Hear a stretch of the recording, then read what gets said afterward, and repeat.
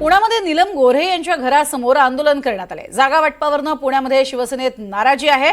नीलम गोऱ्हे यांच्या घराबाहेर कार्यकर्ते एकत्र जमले होते। पुण्यामध्ये एकनाथ शिंदे यांची ते आता भेट घेणार आहेत। हे मुळामध्ये काय आहे, आम्ही चौघांनी मिळून जी नावं काढली आहेत तर ती पक्षाकडे जी नावं आली त्यातलीच नावं आहेत। दुसरं, माझ्यावरती नाराजी जास्त असेल एखाद्याच, कारण माझ्यावर खूप प्रेम आहे, कारण मी प्रत्येक ठिकाणी त्यांच्या मदतीला धावून जाते आणि ते माझ्या मदतीला धावून येतात, म्हणजे त्यांच्या अपेक्षा असणं स्वाभाविक आहे।